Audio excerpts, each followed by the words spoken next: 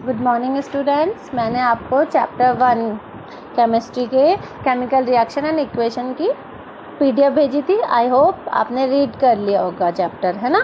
तो आज हम पढ़ेंगे chemical reaction and equation. Okay, तो केमिकल इक्वेशन क्या होती है? कब जब क्या होगा, न्यू सब्सटेंस फॉर्म होना, इसका मतलब केमिकल रिएक्शन हो रही है। तो केमिकल इक्वेशन रिएक्शन में इसका क्या हो सकता है? या तो चेंज इन स्टेट, या फिर चेंज इन कलर, या फिर इवोल्यूशन ऑफ गैस, या फिर चेंज इन टेम्परेचर। ठीक है, अब हम केमिकल इक्वेशन को कैसे लिख सकते हैं? केमिकल इक्वेशन को अगर वर्ड इक्वेशन में लिखेंगे तो हम पूरा क्या लिखेंगे? मैग्नीशियम प्लस ऑक्सीजन, एरो डालेंगे मैग्नीशियम ऑक्साइड। ठीक है, रिएक्टेंट्स को हमेशा लेफ्ट हैंड साइड में लिखते हैं, प्रोडक्ट्स को हमेशा राइट हैंड साइड में लिखते हैं। ठीक है, ये आपको पता होना चाहिए। उसके बाद आपको केमिकल इक्वेशन लिखने के लिए क्या करना होगा? सिंबल आपको पता होने चाहिए। अब मैग्नीशियम का सिंबल आपको पता है, क्या होता है मैग्नीशियम का सिंबल? Mg होता है कि नहीं। और ऑक्सीजन का भी आपको सिंबल पता है, O2। और मैग्नीशियम ऑक्साइड का भी आपको सिंबल पता है, क्या? MgO। फॉर्मूला पता है मैग्नीशियम ऑक्साइड का क्या होता है? MgO। ठीक है, तो ये आपकी क्या होगी? स्केलेटल इक्वेशन हो गई किसकी? मैग्नीशियम प्लस ऑक्सीजन, एरो डालकर मैग्नीशियम ऑक्साइड। ठीक है, उसके बाद अब आप इसमें देखोगे कि ये क्या हो रही? केमिकल इक्वेशन है कि नहीं। अब आप इसको कैसे बैलेंस करोगे? ये बैलेंस नहीं है। कैसे बैलेंस नहीं? आपको कैसे पता चला कि बैलेंस नहीं है? अब आपने देखा कि रिएक्टेंट में मैग्नीशियम के कितने एटम है? 1 एटम है। प्रोडक्ट में देखा तो क्या है? मैग्नीशियम के कितने एटम है? 1 एटम है। बट आपने ऑक्सीजन को देखा, ऑक्सीजन का रिएक्टेंट में कितने एटम है? 2 एटम है। बट आपने प्रोडक्ट में देखा तो ऑक्सीजन के कितने एटम है? 1 एटम है। तो आप ऑक्सीजन को बैलेंस करने के लिए प्रोडक्ट में क्या कर दोगे? 2 एटम लगा दोगे, 2 लगा दोगे। अब आपने देखा कि ऑक्सीजन के एटम तो बैलेंस हो गए, बट मैग्नीशियम का एटम क्या है? बैलेंस नहीं हुआ। तो आप रिएक्टेंट में क्या करोगे? मैग्नीशियम के आगे 2 लगा दोगे। अब आपकी रिएक्शन क्या बन गई? 2Mg प्लस O2, एरो डालकर 2MgO। ये बनी रिएक्शन, बनी ना। तो इसका मतलब ये रिएक्शन अब बैलेंस हुई है ना। तो हमें रिएक्शन को क्या करना पड़ेगा? बैलेंस, हमेशा बैलेंस केमिकल इक्वेशन लिखनी होती है केमिस्ट्री में। ठीक है, उसके बाद आपने नेक्स्ट एक इक्वेशन लिखी, zinc plus sulphuric acid, arrow zinc sulphate plus hydrogen. ठीक है, अब आपकी ये क्या है? वर्ड इक्वेशन है। आपको इसके लिए सारे सिंबल पता होने चाहिए और फॉर्मूले लर्न होने चाहिए। तो जिंक का सिंबल आपको पता है क्या होता है? Zn होता है। सल्फ्यूरिक एसिड का फॉर्मूला आपको पता होना चाहिए कि क्या? H2SO4 है। पहले भी हमने 7th क्लास में भी ये चैप्टर पढ़ा था। तो H2SO4। हमने प्रोडक्ट में क्या बन रहा है? जिंक सल्फेट बन रहा है। प्रोडक्ट में जिंक सल्फेट बन रहा है, तो जिंक सल्फेट बोला तो आपको एकदम से पता होना चाहिए। इसके फॉर्मूले आपको लर्न करने पड़ेंगे कि ZnSO4। और प्लस प्रोडक्ट में और क्या बन रहा है? हाइड्रोजन गैस इवॉल्व हो रही है कि नहीं। तो हाइड्रोजन का फॉर्मूला होता है H2। अब आपने ये रिएक्शन क्या बन गई? आपकी reaction Zn plus H2SO4। Product में क्या बना? ZnSO4 plus H2। अब आपने इस इक्वेशन में देखना है कि आपकी इक्वेशन बैलेंस है या नहीं। सबसे पहले आप क्या देखोगे? Zn, जिंक का एटम रिएक्टेंट में देखो कितने एटम है? 1 एटम है। फिर प्रोडक्ट में देखो कितने एटम है? 1 एटम है। इसी तरह से अब H2SO4 में हाइड्रोजन का देखो, हाइड्रोजन के कितने एटम है? 2 एटम है। इधर प्रोडक्ट में देखा, हाइड्रोजन के कितने एटम है? 2 एटम है। सल्फेट का देखा, सल्फेट का फॉर्मूला होता है SO4। सल्फेट के कितने एटम है? 1 एटम है। प्रोडक्ट में भी 1 एटम है। मतलब कि आपकी रिएक्शन क्या है? बैलेंस्ड है। ठीक है, इसी तरह से हम नेक्स्ट एक इक्वेशन देखेंगे।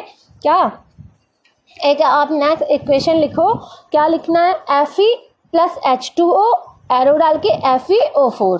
ठीक है, अब आप इसमें देखो कि आपकी रिएक्शन क्या है? बैलेंस है या नहीं। आपको हर एटम को लिखना पड़ेगा, रिएक्टेंट में अलग और प्रोडक्ट में अलग। उसके बाद आपकी बैलेंस, अगर आप इसको करोगे तो आपकी रिएक्शन क्या बन जाएगी? बैलेंस इक्वेशन क्या बन जाएगी? 3Fe प्लस 4H2O, और प्रोडक्ट में बनेगा Fe3O4 प्लस 4H2। ठीक है। इसी तरह से हम रिएक्शंस को क्या करेंगे, बैलेंस्ड करते हैं। अब हम पढ़ेंगे आगे टाइप्स ऑफ केमिकल रिएक्शंस कि कितने टाइप्स की केमिकल रिएक्शंस होते हैं। ठीक है, तो हम क्या है, कॉम्बिनेशन रिएक्शन होती है, एक्सोथर्मिक रिएक्शन होती है, एंडोथर्मिक रिएक्शन होती है, डीकम्पोजिशन रिएक्शन होती है, डिस्प्लेसमेंट रिएक्शन होती है, डबल डिस्प्लेसमेंट रिएक्शन होती है और लास्ट होती है ऑक्सीडेशन एंड रिडक्शन रिएक्शन। ठीक है, ये मैंने आपको नोट्स सेंड भी कर दिए, या आपको लर्न भी करने और अपनी नोटबुक में लिखना भी है। ठीक है, तो type of chemical reaction involve the breaking and making of bonds between atoms to produce new substance.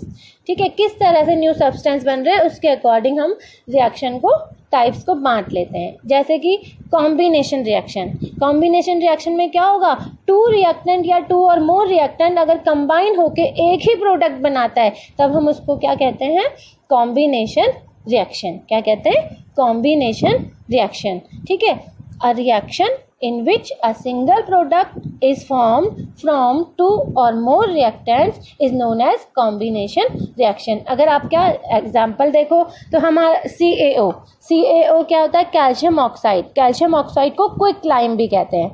ठीक है, तो CaO प्लस H2O आपका प्रोडक्ट क्या बना, CaOH2 कैल्शियम हाइड्रोक्साइड, और इसको क्या कहते हैं, स्लैग्ड लाइम। ठीक है, तो इसी तरह से some more examples of combination reaction अगर हम देखें तो बर्निंग ऑफ कोल मतलब carbon plus oxygen, carbon oxygen के साथ क्या होता है, बर्न हो जाता है और क्या बनाता है, कार्बन डाइऑक्साइड।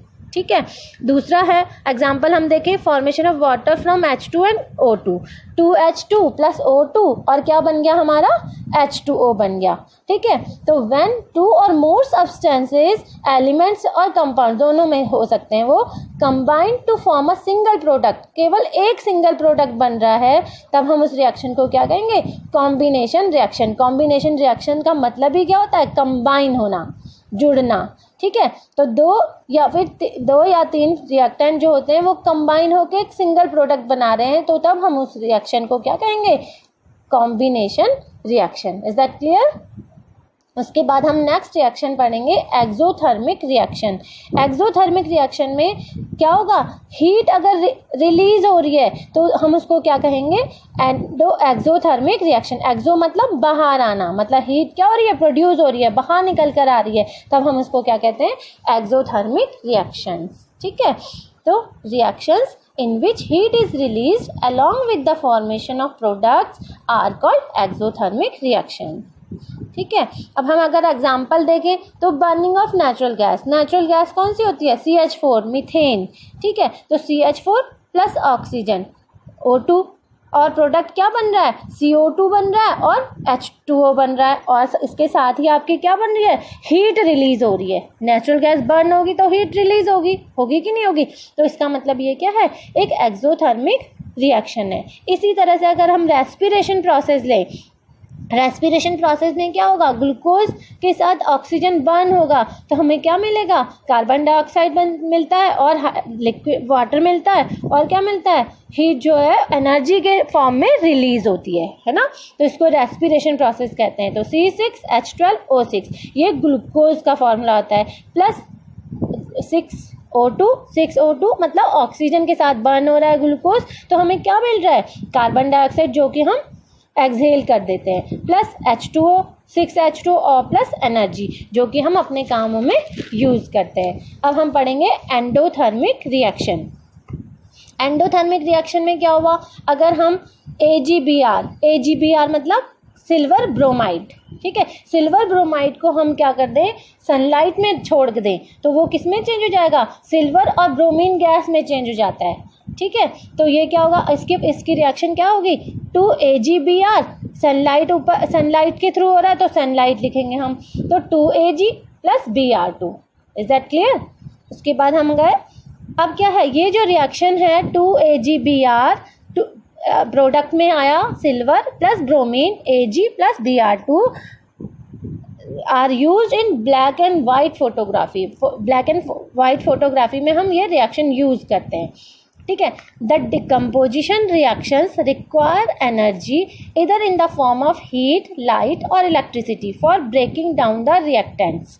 मतलब कि एक रिएक्टेंट को क्या टूट जा रहा है, ब्रेक डाउन हो जा रहा है, तो वो ब्रेक डाउन अगर हीट के थ्रू हो रहा है तो हम उसको क्या कहते हैं,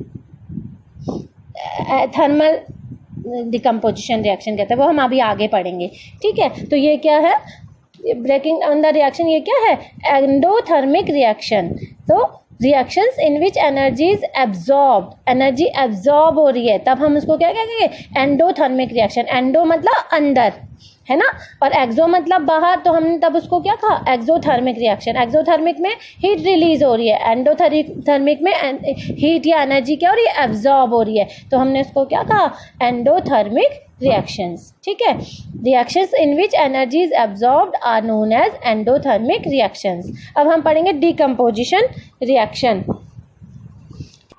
डिकम्पोजिशन रिएक्शन, अगर हम देखें कि कोई सिंगल प्रोडक्ट जो ब्रेक डाउन हो रहा है कि सिंपलर प्रोडक्ट्स, और सिंपलर प्रोडक्ट्स में टूट रहा है, तब हम उसको क्या कहेंगे, डिकम्पोजिशन रिएक्शन। डिकम्पोज मतलब टूट जाना, एक सिंगल रिएक्टेंट जो है वो सिंपलर प्रोडक्ट में टूट जा रहा है, डिकम्पोज हो जा रहा है, तो हम उसको क्या कहेंगे, डिकम्पोजिशन रिएक्शन, ठीक है।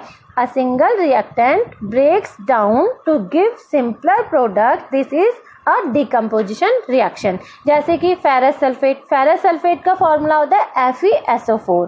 जो फेरस सल्फेट है वो क्या हो जाता है, डिकम्पोज हो जाता है, किसके थ्रू, हीट के थ्रू, ठीक है। तो वो क्या बना रहा है, फेरिक ऑक्साइड बना रहा है, फेरिक ऑक्साइड Fe2O3। ये सारे फॉर्मूले बेटा आपको खुद लर्न करने पड़ेंगे, ठीक है। केमिकल फॉर्मूले को लर्न करना पड़ेगा, सिंबल आपको पता होने चाहिए, फॉर्मूले आपको लर्न होने चाहिए। तो फेरस सल्फेट का फॉर्मूला होता है 2FeSO4। हीट के थ्रू ये क्या हो रहा है, सिंपलर प्रोडक्ट्स में टूट जा रहा है। सिंपलर प्रोडक्ट्स क्या बन रहे हैं, फेरिक ऑक्साइड का फॉर्मूला होता है Fe2O3 प्लस सल्फर डाइऑक्साइड का फॉर्मूला होता है SO2 plus SO3। SO3 means sulphur trioxide, 3 atom है तो sulphur trioxide. Is that clear. उसके बाद हम नेक्स्ट एग्जाम्पल अगर देखें, when a decomposition reaction is carried out by heating, it is called thermal decomposition reaction। जब decomposition किसके through हो रहा है, हीट के थ्रू हो रहा है, तब हम उसको कहते हैं थर्मल डिकम्पोजिशन रिएक्शन। जैसे कि लाइमस्टोन किसको कहते हैं, कैल्शियम कार्बोनेट को। कैल्शियम कार्बोनेट का होता है CaCO3 फॉर्मूला। हीट के थ्रू हो रहा है तो हम एरो के ऊपर हीट लिखेंगे, अगर सनलाइट के थ्रू होता है तो हम एरो के ऊपर सनलाइट लिखेंगे। तो लाइमस्टोन क्या हो रहा है, ब्रेक डाउन हो जा रहा है कैल्शियम ऑक्साइड में। कैल्शियम ऑक्साइड का फॉर्मूला होता है CaO, और CaO को क्विक लाइम भी कहते हैं, प्लस CO2। तो लाइमस्टोन किस में टूट रहा है, क्विक लाइम और कार्बन डाइऑक्साइड में टूट रहा है ना। एक ही रिएक्टेंट है और प्रोडक्ट क्या बन रहे हैं, CaO और CO2, ठीक है। सॉरी, नेक्स्ट अगर हम देखें, नेक्स्ट हम रिएक्शन देखें तो क्या, लेड नाइट्रेट का फॉर्मूला होता है PbNO3(2), ठीक है। ये भी हीट के थ्रू अगर के डिकम्पोज होता है, लेड ऑक्साइड बनाता है, नाइट्रोजन डाइऑक्साइड बनाता है और ऑक्सीजन बनाता है। इसकी क्या रिएक्शन बन जाएगी, 2PbNO3(2), और क्या बनेंगे प्रोडक्ट में, PbO lead oxide, nitrogen dioxide क्या बनेगा, 4NO2 प्लस ऑक्सीजन का फॉर्मूला तो आप लोगों को आता ही होगा, O2, ठीक है। इसी तरह से अगर अब हम नेक्स्ट देखेंगे तो क्या, सिल्वर क्लोराइड का फॉर्मूला होता है AgCl। ये क्या होता है, सनलाइट के थ्रू, ये पहले भी मैंने अभी रिएक्शन आपको बताई थी, सनलाइट के थ्रू डिकम्पोज होता है। अगर हम सिल्वर क्लोराइड को सनलाइट के नीचे रख दें तो वो किस में टूट जाएगा, सिल्वर और क्लोरीन गैस में टूट जाएगा। तो इसका रिएक्शन क्या बनेगी, 2AgCl। सनलाइट के थ्रू हो रहा है तो हम एरो के ऊपर सनलाइट लिख देंगे, तो प्रोडक्ट क्या बन रहा है, 2Ag प्लस क्लोरीन का फॉर्मूला क्या होगा, Cl2। White silver chloride turns grey in sunlight, this is due to the decomposition of silver chloride into silver and chlorine by light. Okay, इसी तरह से सेम इसी तरह की रिएक्शन एक और होती है, सिल्वर ब्रोमाइड भी जो होता है वो सनलाइट के थ्रू डिकम्पोज हो जाता है, ठीक है। तो सिल्वर ब्रोमाइड का फॉर्मूला, अगर सिल्वर ब्रोमाइड आ रहा है तो आपके दिमाग में एकदम से आना चाहिए कि AgBr, ठीक है। सिल्वर ब्रोमाइड का फॉर्मूला क्या था, AgBr। AgBr सनलाइट के थ्रू डिकम्पोज हो रहा है तो क्या बन रहा है, सिल्वर और ब्रोमीन गैस बन रही है। बिल्कुल सेम है सिल्वर क्लोराइड और सिल्वर ब्रोमाइड का। ये क्या हो रहा है, सनलाइट के थ्रू हो रहे हैं डिकम्पोज, तो हम इसको कहते हैं फोटो डिकम्पोजिशन रिएक्शन। ठीक है।